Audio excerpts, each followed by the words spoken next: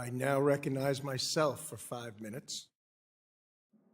So, thank you all very, very much, by the way, for being here.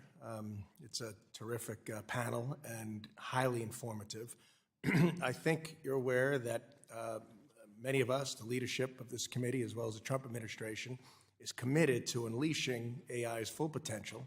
So we indeed, in the United States, wins the AI race with investment and energy dominance to support the AI infrastructure. My home state of Pennsylvania is doing everything we can to draw in as much AI infrastructure as possible. However, it brings risks that we're talking about and exposing here, which are happening now, and we want to mitigate for the future. They definitely include fraud, scams, profiling, and seem to be growing more sophisticated. So, AI is proving to be an incredibly strong tool for detecting and shutting down these very threats, but as well creating them. So, Ms. Manfra, I'd like to first start with you. And first off, thank you to Google for the good work that you folks seem to be in the lead of mitigating and finding out scams and addressing them in the manner that they should be, because it's a really serious problem facing all walks of life in our constituents and consumers throughout the United States, on the international level and on the local level, and I know I don't have to tell you that, but you recently highlighted the use of AI to uncover a Chinese-linked operation known as Lighthouse, which reportedly targeted Americans with Easy Pass, postal service, fraudulent messages, demanding payments to settle fines, and very other common scams that my constituents often encounter.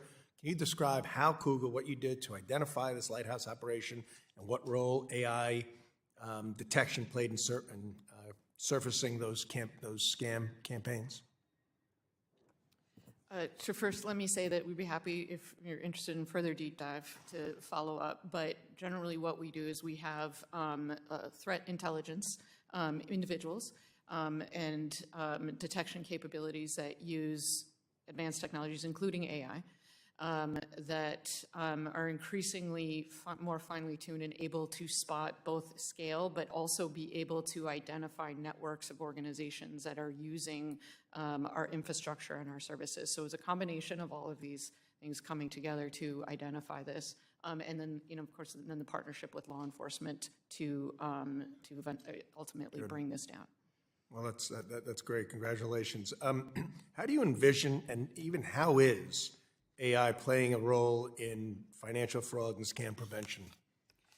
I think AI and ML is, because of this, it's the scale, and it's been quite helpful for many years now, and the newer technologies in AI even more so, again, in being able to detect various different networks, in addition to being able to be very good at filtering out the signal from the noise, if you will, which is a huge challenge for fraud detection, and also getting very good at being able to reduce the noise around false positives, which organizations spend a lot of time when they get an alert.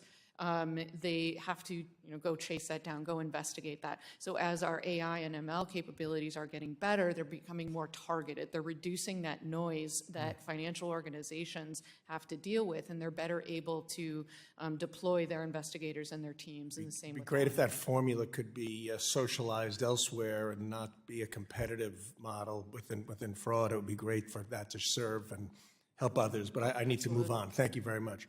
Mr. Cohen, NASDAQ has been at the forefront of deploying AI to monitor markets.